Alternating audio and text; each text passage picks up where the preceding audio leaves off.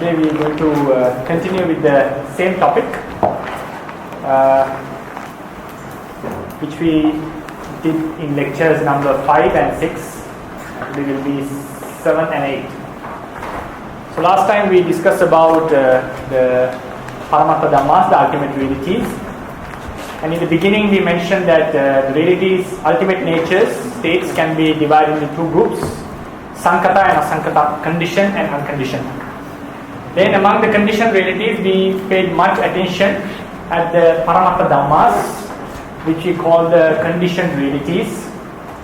And the characteristics of these paramattha-dhammas was they have their intrinsic nature and they are irreducible, and at the same time they can be empirically observed, empirically proven. So now what we are left with another few groups of paramattha-dhammas. So before we start the lecture, I would like to introduce this new handout. This handout is an extension of the previous week's handout, and last week we found some mistakes in the handout, so they are all corrected. Most of them are corrected, and some few points were added. If I take your attention to the number 1.16,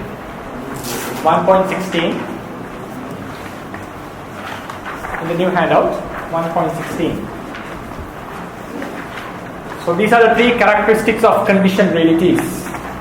So last week we mentioned about uppādino and bhanga.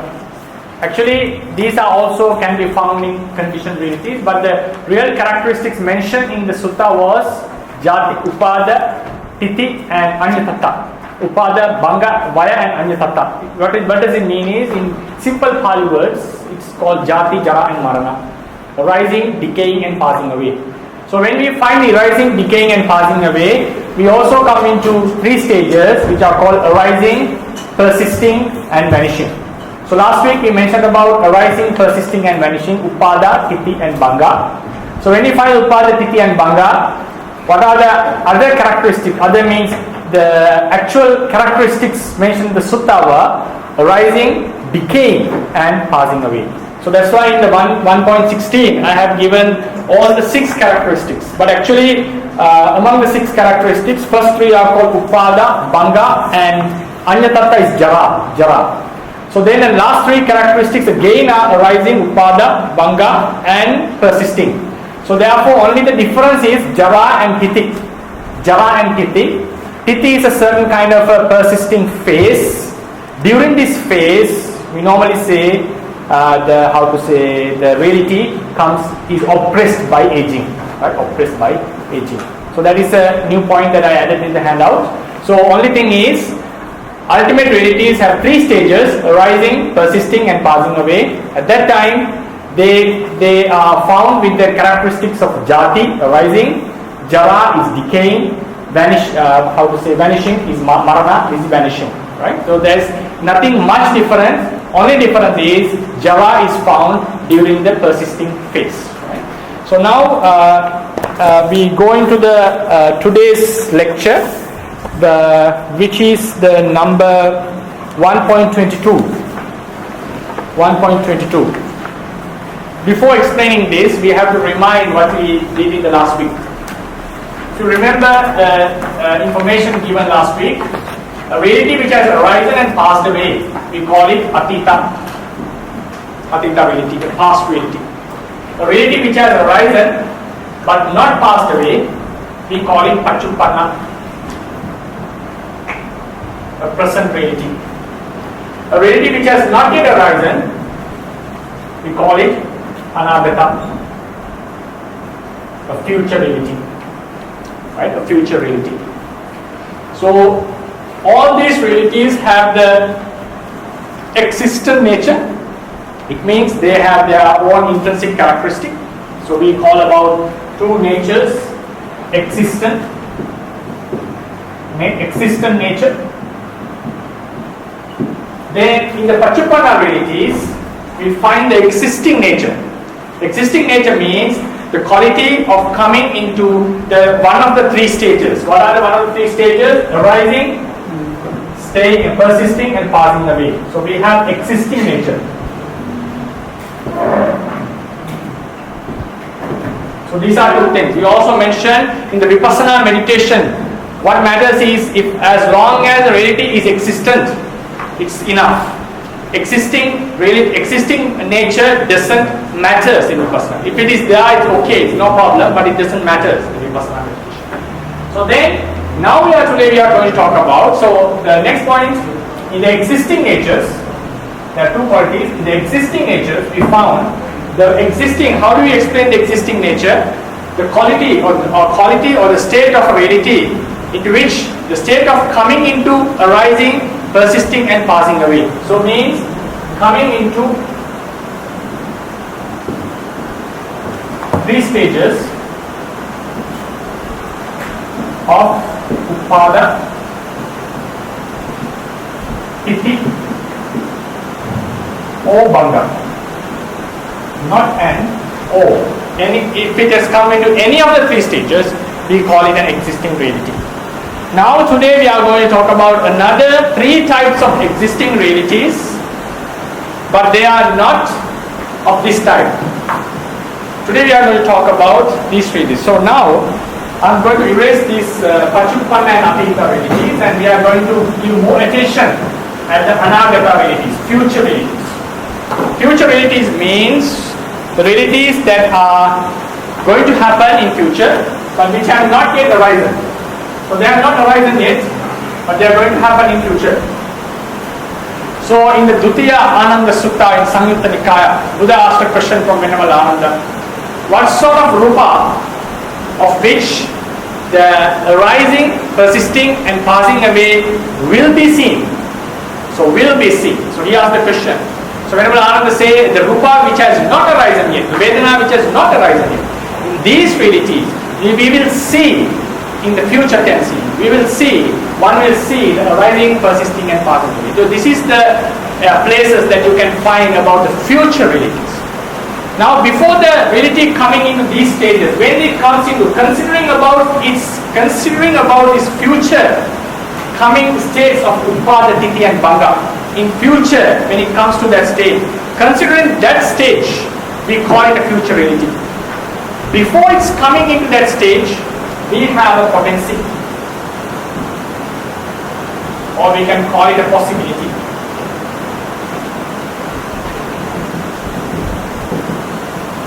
Possibility or potency.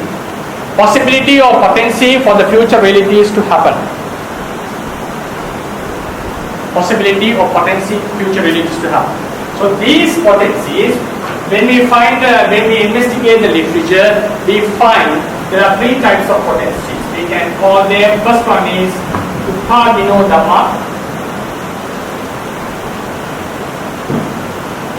Then we find anuppannadhamma.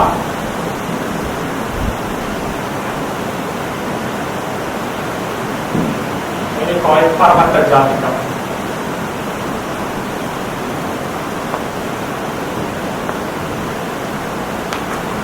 Uppādino dhammā, anuppannadhamma, paramatthajātika. So they are the potencies. They belong to this category. They are not a reality that has arisen. They are not a reality that has arisen and passed away. They are not a reality, we are not talking about a reality which is going to happen. We are talking about the possibility or potency of a reality which is going to happen. So these are two things. When we consider about the future state of coming into arising, passing away and existing or persisting, we call it a future reality. Before that, before it has arisen, there is a possibility of this state to arise. So this possibility is something which is, it's not just a concept. It is not just an imagination. For example, if you take about our own deaths, we'll all die one day, that's for sure. But this thing which is going to happen in future is not just a concept that we create in our mind. It is going to happen for sure. We talk about the next month, for example, 31st of August. This day will come for sure. How much we try to prevent it, that time which we experience in that moment, even the world gets destroyed, till that moment of experience which we will have in 31st of August will be experienced. So therefore, the future, the coming of the future is not just a mere concept like we think about a chair. It's not something which we formulated in our minds.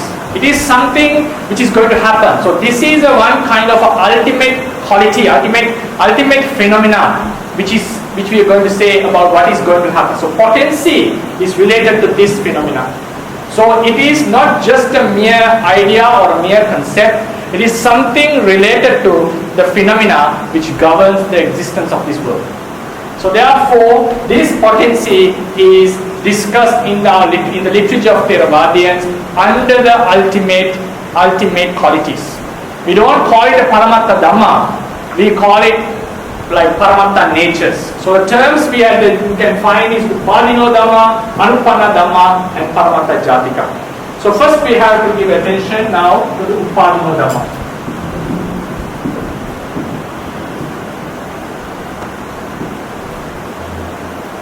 Uppādino dhammā means the realities which are going to happen because of a karma.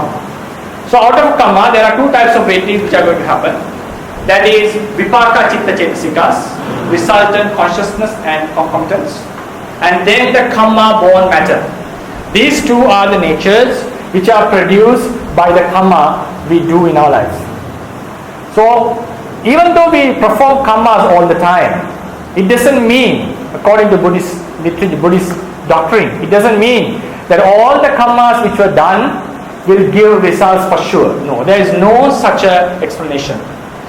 For a karma to give its result, it should get the opportunity. So this opportunity is a very important fact in our literature.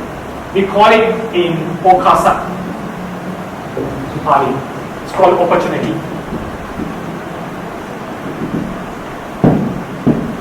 So karma should get the opportunity. So this, the phenomena of karma, how it works and how it gives results, we will be discussing this in few lectures after few weeks. I have dedicated nearly 6 lectures for only to discuss about the karma. So I'm not going to take time on how this works to explain how it is explained in the Buddhist literature. So this karma gets the opportunity. It means a karma was done. Because of that karma, certain kind of a potency, certain kind of an energy, certain kind of a possibility remains within our mind stream. This possibility, this potency would get the opportunity one day to produce the results which are called vipāka, citta cetasika, and kamaja rupa. It means mentalities and certain materialities. Mentality and certain materiality. It means rupa and nama. Certain kinds of nama and rupa are produced by this karma. But for this karma to produce this result, it should gain an opportunity. Gain an opportunity means this energy of karma remains within us all the time. All the time it is associating our mind stream. There are plenty of energies created by karma, but only a certain types of energies or one type of karma would get an opportunity to give results at a time. So therefore, this gaining the opportunity is unexplainable metaphysically, but we normally say when the karma gets the opportunity, it influences the mind. So this influence can be seen at the near-death moment. So normally according to the literature, near-death moment, we see one of the 3 types of signs. Either a sign of either karma they remembers, the sign of a karma, or the future destination. So these signs are presented to the mind because of this energy which got the opportunity. So getting the opportunity is a very important fact for the karma to produce its results. So the next point is, as soon as the opportunity is gained, it doesn't mean the karma is going to produce the result. It takes time. After the opportunity is gained, it takes few time, maybe it takes days or maybe it takes more minutes before it gives the results. So therefore, when the karma has gained the opportunity, before it produces the result. For example, if this is the moment the opportunity is gained, and this is the moment of resulting. So after the opportunity is gained, before the results happen, before the results occur, after the opportunity is gained, at this moment, during this period, before the result happens, we don't say the result is not existing. According to the Buddhist teachings, this result is considered as existing. It's a consideration. Why the reason for this consideration? Because it's bound to happen. the opportunity is gained. The cause has gained the opportunity is almost to happen. For certainly it's going to happen. This can be prevented, this can be stopped, but by some means. But if this is not prevented, it's surely going to produce the results. So therefore, at this moment before the reality arose and the opportunity is gained by the karma, those realities which are going to happen is called uppādino dhammā. So we can call the realities uppādino dhammā, and also the potency is also possible to be called uppādino dhammā. So this is the potency, the first type of potency we are going to be discussed today. So if you go to the paragraph number 122, right, number 22, the third paragraph within the number. According to the notion, when a certain karma has given rebirth in a particular life, all the bhavanga chittas and the chutti chitta that are bound to arise are considered existing even before they have arisen. For example, we talk about chitta viti. Normally a chitta viti happens, the bhavanga chitta arises after the patisandhi is given. Bhavanga chitta happens. So then at a certain time, viti chittas we normally call different chittas happens one after another. So when a certain chitta arises, the previous chitta has already passed away. So when at the end of a certain mental stream after 7 javanas normally, again the bhavanga appears. So for instance, think about at this moment. This moment, the previous bhavanga has arisen and passed away. If you are at this moment, the previous bhavanga has arisen and passed away, and there is another different chitta called manodvara vajjana. The bhavanga, when the mind stream stops, the bhavanga is going to happen again. Bhavanga means the chitta which is produced by the karma which gave our rebirth. That's the point. It's the karma which gave the rebirth is producing all these DH chittas.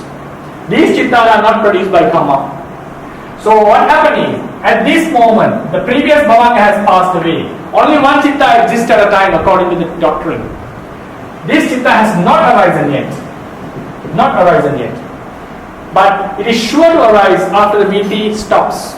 Because the karma which gave the rebirth has gained the opportunity not only to produce the patisandhi, not only to produce the rebirth, but also to produce all the bhavanga chittas and the chutti chitta in a particular life.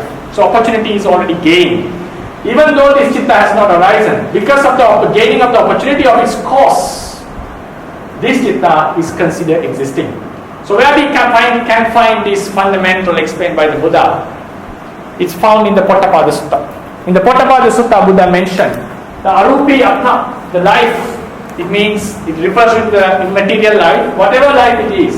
When the bhavanga chitta has, or in such a life, when a different perception has arisen, the main perception, mula bhavanga, is still existing. So what does he mean by still existing? This chitta has already passed away. He was referring to the future chittas which are surely going to happen because of the opportunity because of the karma which gave the rebirth has gained the opportunity.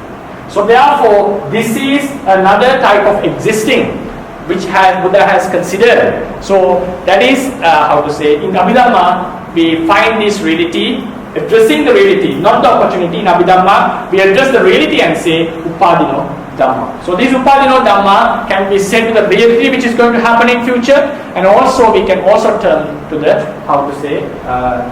the potency, which is potency of the future reality. So this type of existence, so it's not the existence of coming into 3 stages of uppāditi bhanga.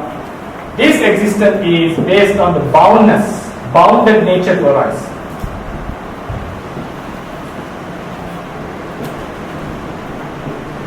Because that reality is bound to arise, we call it's another type of existence.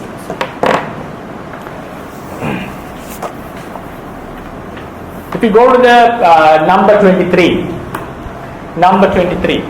the existing nature of uppādino dhammā is their bounded nature to arise due to due to their cause has gained the opportunity to yield the results. due to their cause has gained the opportunity to yield the results. So that is the another way of considering about the existing. So then if we go to the 1.24, when the uppādino dhammā come into the stages of uppāditi and bhanga, at that time they are called existing paramattha-dhammas in terms of the theory 18.2. So when the uppādino dhammā, so this, when the reality comes into the stage, we have to consider it as a paramattha-dhamma. So today we were talking not about this stage, we are talking about the opportunity. Even at the moment of opportunity, we still consider it as existing because of its bounded nature to us. So then, if we go to the 1.29, so a labdhavakasa kamma means kamma which has gained the opportunity. This can sometimes be prevented from yielding its results by overcoming with another kamma. It is possible. For example, according to the literature doctrine, some beings who are going to be born in the woeful realms, when a kamma, the unwholesome kamma has gained the opportunity, sometimes good friends come and reminded him to do of a good kamma that he has done, or made him to do a new kamma. So the kamma which got the opportunity was overcome by a different kamma, and they were born in a good realm. So in this way, the kamma which gained the opportunity can be overcome by another kamma. So therefore, this is something can be prevented. So what does it mean? If you go to the number 1.4, we mentioned in the previous lectures, lecture number 5, to determine whether something is an ultimate nature or not, there are 4 criteria explained in the Theravada doctrine. Something that can be observed in its intrinsic nature or universal nature, pariññā-kicca. Then if something can be developed, bhavana-kicca. Something can be prevented or removed, that is pahana-kicca. And lastly, the sachikarana-kicca can be attained. So this kamma which gained the opportunity is capable, is removable, is preventable to some extent. So therefore, this is also an ultimate nature according to this criteria. So then we come into the another stage, the anuppannadhamma.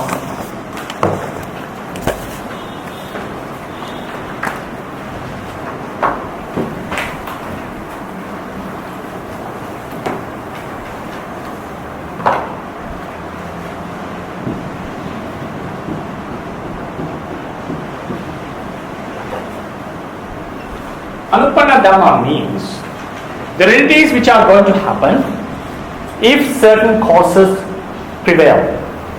Uppādino dhammā also have a similar nature because the cause is now gained the opportunity, the result is going to happen. So here in anuppannadhamma we are not confined only to kamma. So this anuppannadhamma refers to whatever reality which is going to happen in future due to the prevailing of our latent defilements and kamma. So whatever reality, whatever conditions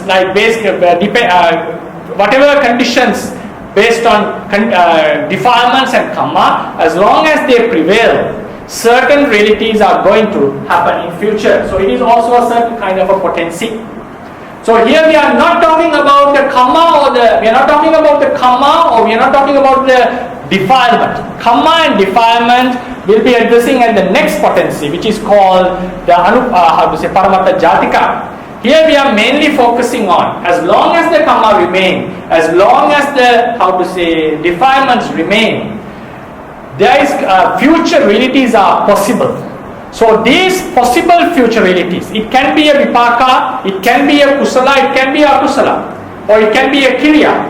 Because when we are born in next life, due to our defilements, beings may create new kammas, wholesome, unwholesome. They may become arahants or get into kriya chittas. They may get the vipakas. So all types of nama and rupa is possible in future as long as the defilements and kamma are uneradicated. So as long as the defilements and kamma are not removed, we are not free from the future nama rupa. Buddha called this as the suffering. So according to him, nama rupa, the conditioned realities, are the real suffering. So So he mentioned this in many places like Sankittena Panchupadana Kanda, or Rupa is the suffering, Rupam Dukkham. So likewise in many suttas he mentioned these realities are the real suffering. So therefore, when the defilements and the karma remains, we are not free from the realities which are going to happen in future. So if we think about their future arising, that reality is anāgata-reality, future reality. But when we think about this at this moment even, we are not free from this. So not being free from means we are bound with that. We are connected with that in a certain way. So Buddha mentioned this kind of potency in the Nakasika Sutta. If you go to the page number 30, number 30, 1.30, number 30. Anuppannadhamma means realities that are possible to arise due to the prevailing of causes. These realities are not considered as not existing even before they are arising, since they are bound to arise if the conditions prevail. For instance, the nama rupa that are possible to happen in following lives due to the prevailing of uneradicated defilements in a certain mind stream are considered existing because the particular being is not free from them. The Nakasika Sutta is a fine exemplar for this notion. In the discourse, the Buddha mentioned about the suffering that has been abandoned by a sotapanna and the remnant suffering of a sotapanna. Here the suffering abandoned is the nama rupa that would have arisen if the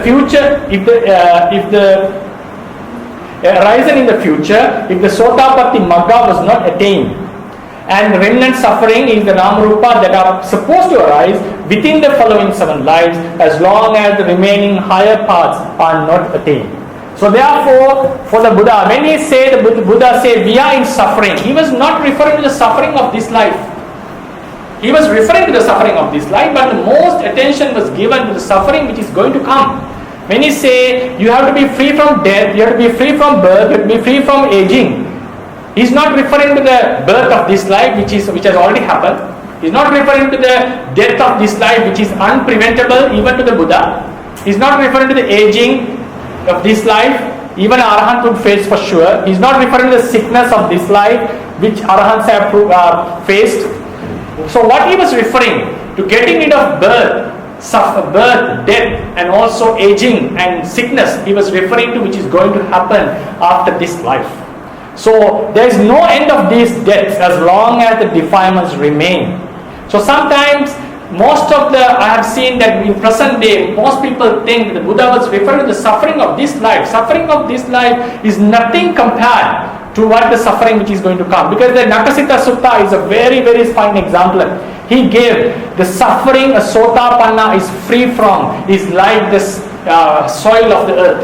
What is left for him is like the soil on his nail. He took some soil to the nail and he gave the example. So what was he referring? He was not referring to the mental suffering of kilesas. He was referring, the comparison was so huge. The suffering, the soil on the earth, the soil on his nail. So what was he referring? Because the sotapanna still have 7 lives to live. So he will be encountering 7 deaths, 7 births, 7 lives of aging in 7 lives.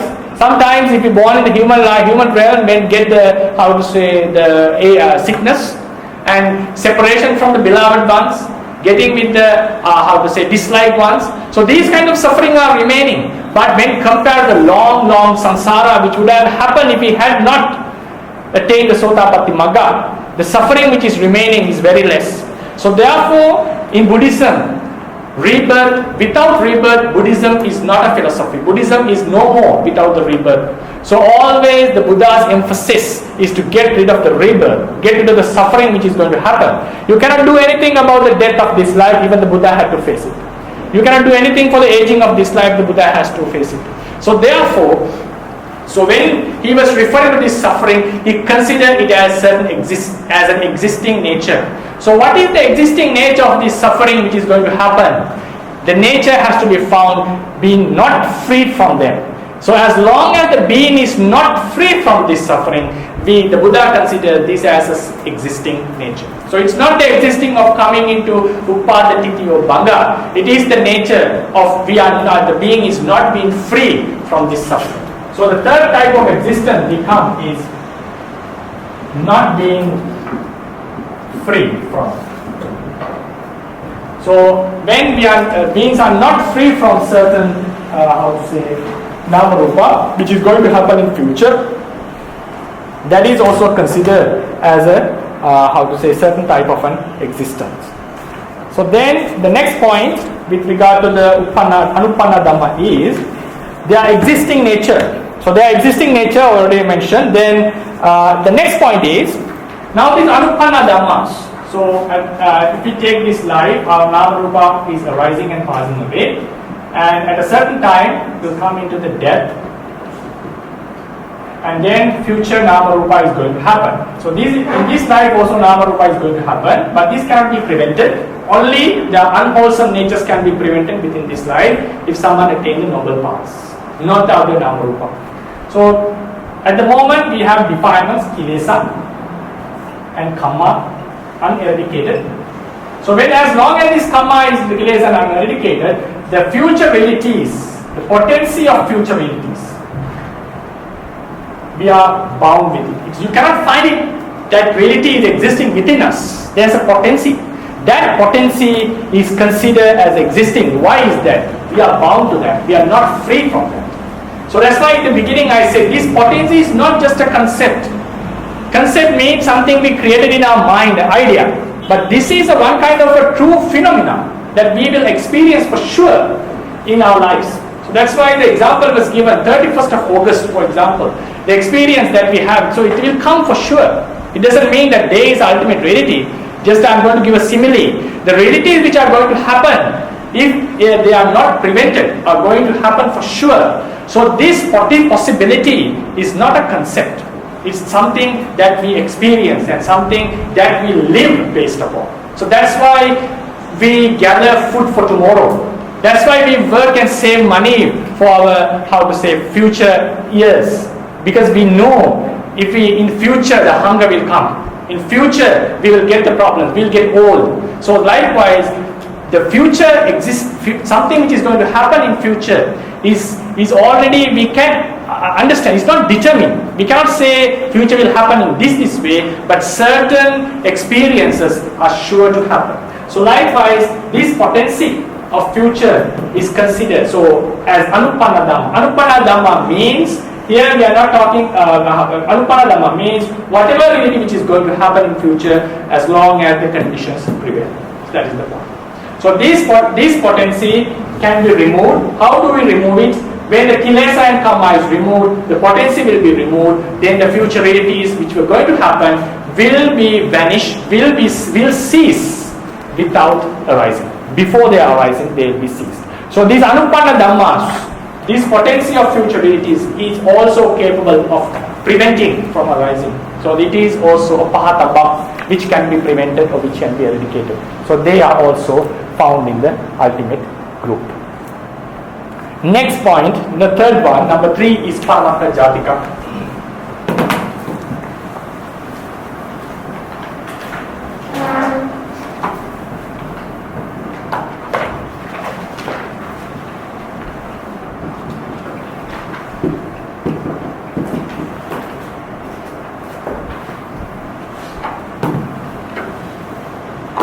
Paramatthajātika means certain natures. This is also a certain kind of a possibility of arising. But we specifically mention, it's not like, the anuppannadhammas remain because of the kamma and kilesa. But these paramatthajātikas what we are addressing are certain kind of natures. Natures like anusaya. If you go to the number 38, 1.38, there are a list of paramatthajātikas. Anusaya, latent defilements. Vasana, habitual defects caused by defilements. Kamma samangita, force of the kamma that remains after it vanishes. Charita, force of the past kammas. Asaya, abode of the mind. And adimutta, in the inclination of the mind. So these kinds of potencies are found existing, found associating the mind mental stream. So they have a huge effect to our mind. And some of these states, some of these natures are certain stages of the mentalities. For example, the dosa, the anger. Anger, when it arises, we call it vitikama stage. The stage of, we call it the stage of transgressive stage of anger. And when it comes, for example, we react on the anger, we act based upon anger. There's transgressive stage. Sometimes it's right only in the mind, we don't react on, we don't act upon the anger, based on the anger. That is called the stage of obsession. Then, before they arise in our mind, and before they arise in our mind and we perform our actions, even before that, there was a possibility of anger, arising of anger. That is called the latent stage. So this latent stage is called the anāgata-realities. You can find this in the Mahamālukya Sutta. Buddha mentioned that the beings are bound to the samsara based on these anusaya, Mahamālukya Sutta in Majjhima Nikaya. So all these three, natures can be found within the canon that Buddha has used to explain the doctrine, based on these potencies.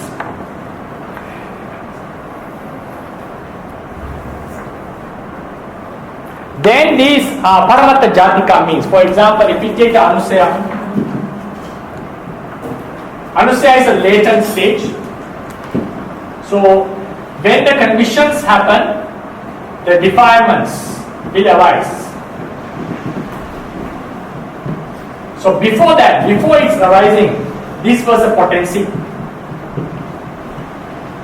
So therefore, this anusaya, the uneradicated nature of the kilesa, can also be called anuppannadhamma. It is possible. When we say anuppannadhamma, it includes all the relatives which are going to happen in future, including the defilements.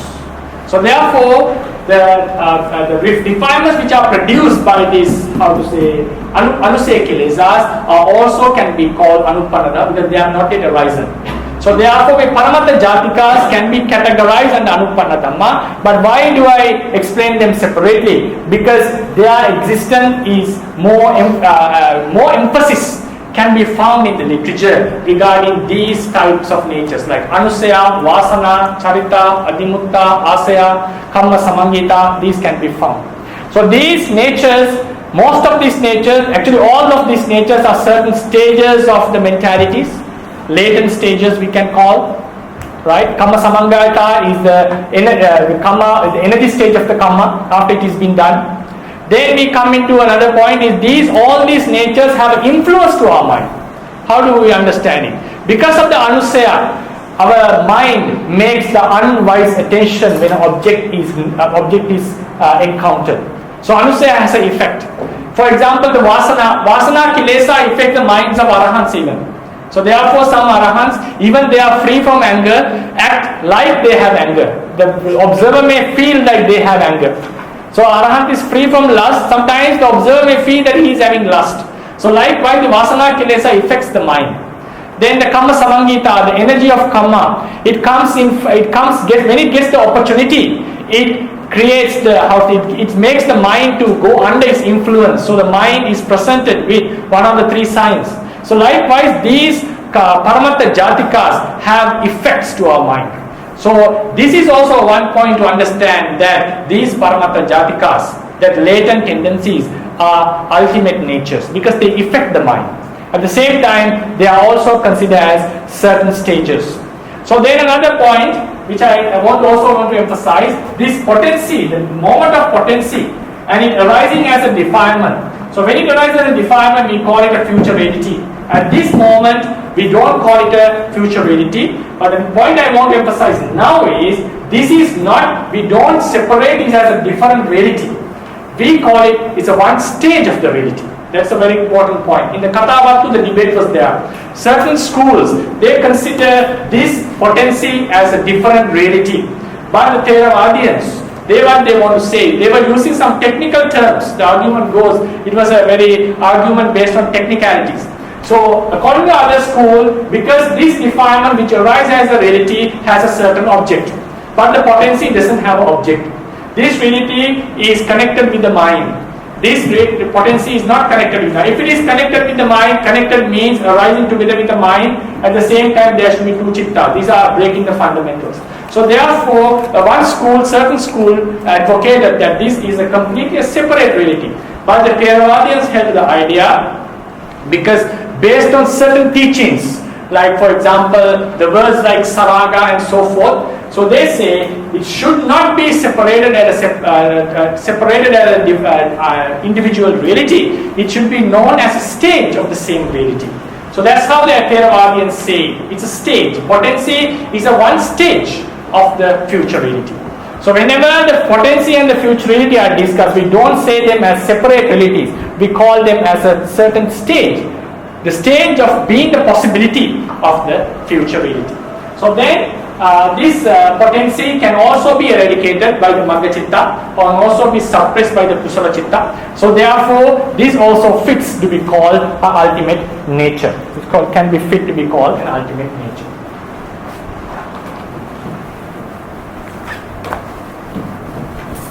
So now we come into the, a conclusion of this lecture, concluding part of this lecture. Now we understood that there are three possibilities explained in the teachings. Uppādino dhammā, the realities which are going to happen because of a karma which gave the opportunity, not all karmas. Anuppannadhamma are the realities which are going to happen when the conditions prevail, like kilesa and karma prevails, the future realities which are going to happen, the potency.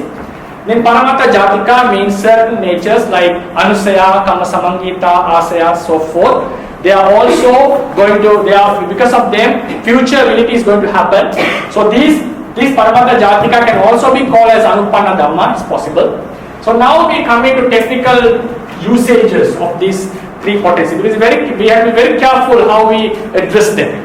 So if you remember the previous lecture, we mentioned in Theravada tradition, so reality to be considered as atita, there is a characteristic. It has to arise and it has to pass away. Something which has arisen and passed away is called atita reality. Something which has arisen but not yet passed away is called pachuppanna reality. Something which has not arisen yet is called an anāgata-reality. So this anāgata-reality, this potency is going to happen like anāgata-reality. So considering this stage of arising and persisting and passing away in future, considering this stage, we can call it an anāgata-reality. We can call it an anāgata-reality, considering their future arising. So this is the potency I will call potency or possibility. So then, how about these potencies? At the level of the possibility, at the level of the potency, there is no arising. At this level, I'm not talking about, they are connected, they are a different stage. In the Theravada tradition, we don't separate them. But for the naming, I'm going to separate them now. So normally we call it differences. So in the ultimate sense, they are not a different reality. There's a stage. If we consider about this stage of the possibility, stage of the potency, they doesn't fit to be called either atita, either anagata, either pachuppanna, because they have not yet arisen, and we are not talking about their future. If you consider about their future arising, yes, you can call this dhammā as anagata, not the potency. So therefore the potency is neither considered as atita, anagata and pachuppanna, but it has a huge relation with the future. So therefore we can call it as anāgata-samanya. Anāgata-samanya means generally, superficially, we can call it anāgata-reality. So in some books you will find they are explained as anagata, but that anagata is not specifically showing the anagata. Anagata has a specific definition. Future has a specific definition. Future reality has a specific definition in the tradition. That is something which has not arisen yet, which is going to arise, not the potency we are talking. So therefore this is called anāgata-samanya. And the next point is, these realities can be removed at this moment. For example, if the magga chitta arises, the paramatthajātika, some of the paramatthajātika will be removed. At that moment, we will be free from the future realities with the bound nature of the nama rupa. So therefore, if you want to eradicate them, they have to be done at this moment. We cannot wait till this moment. We cannot eradicate this reality. What we are eradicating is this potency. So therefore, the action happens at this moment. Therefore, there is a present quality of this. It's like they are present at this moment. So therefore, they can also be called pachuppanna samanya. Pachuppanna samanya means they can be called generally as present. But they cannot be said exactly present, because according to Theravada tradition, something to be called present, it has to arise and come into the stages of uppādino bhanga, and before it has to be before the stage of vanishing. So therefore, this cannot be taught as atita anāgata pachuppanna, but generally we can call anāgata samanya and pachuppanna samanya. So this is the explanation. And then we talk about now we were talking about these uppādino potencies. So based on the potencies, you can have this go into the explanation on 1.47. I have given a list of these characteristics of these realities. Then the thing is, then a question comes. If it is not a present, past, future reality, it is free from the time. Is it something like nibbana? Is it something like unconditioned? No. Still, in the Theravada tradition, they consider this as a conditioned nature. Why do they say? Because its conditioned nature is found. If these realities are not removed, what happens? They will arise in future. They will arise and vanish in future. So their existence is known by observing the future realities. So normally these realities are known with inference. They are not being known by direct experience. We cannot know it with direct experience. We know it by the inference. When a kilesa arises, defilement arises, we know it's uneradicated. When the results happen, we know the karma is not removed. So likewise, these potencies are known with inference. So they are directly known when the reality happens. So therefore, they have a huge relation with the anāgata-reality, and which arise and pass away. So because of that, this is considered as sankata. This anāgata-reality is directly considered as sankata. So because of its relation with the anāgata-reality, these can be called sankata. It's not direct saying. It's similar to anāgata samanya. They are not exactly anāgata. Likewise, so sankata, it's close to sankata. So technically we call it sankata. Then the last point is, you find in the katavattu, which debate came. So all the attributes, whatever attributes were given to this anāgata-reality, should be given to the potency. They have an object, so we don't say the potency is without an object. At that moment there is no object, that's for sure. Technicality, as a technicality, whatever name given to this should be given to the potency, except the timely attribute. That's the point. Except the timely attribute of present, past, future, all the other attributes like saramana, sankhara, kanda, whatever ayatana, dhatu they belong to, all the attributes are also put into them. This attribute, this giving of this attribution is not a direct attribution. It's like based on their relation with this, it's a one kind of a technical usage that the Theravadians have used. So this is the point regarding the potency. Then if we explain about the anāgata-reality, future reality. This future reality is called anāgata because it will come into the stages of arising, persisting and passing away. Before it's coming into this stage, it is connected with the potency. So we already studied about this. So this is known as anāgata, but the potency is not known as atita anāgata pachuppanna, but generally you can call it atita anāgata pachuppanna. And then the next point is, when you study the literature, we find all these three names can also be given to the anāgata-realities. So it means anāgata-reality related with for example, uppādino dhammā is related to the vipaka and kammaja-rūpa. So anāgata-realities of vipaka, kammaja-rūpa can also be called uppādino dhammā. I'm talking about the technicalities because sometimes when you read the doctrine, you may get confused after this, when these terms are found. So also anāgata-realities which will happen can also be called anuppannadhamma. And also they are called paramatthajātika. Paramatthajātika, when I say in that name, for example, anusaya, vasana and so forth. So therefore, these names can also be attributed to anāgata-dhamma, but the anāgata name should not be attributed to the potency.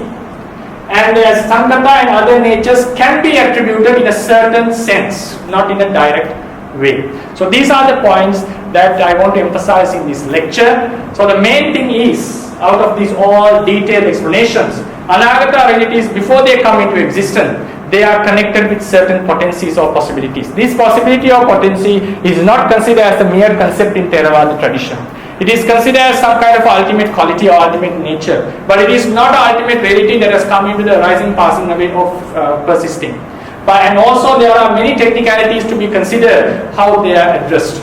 So the point is, these potencies are also considered as existing. Finally, paramatthajātika, the existing nature, sorry for that, I couldn't mention it. If you go to 1.41, they are considered as existing because of uneradicated nature, not eradicated.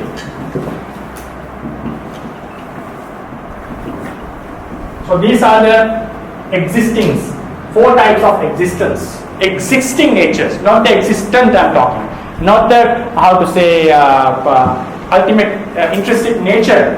Existing nature, under the existing nature, we can find 4 types of existence. So among them, this is direct existence. These 3 types of existence are potencies connected with the existing nature of future realities. Right? So this is the essence of this lecture. So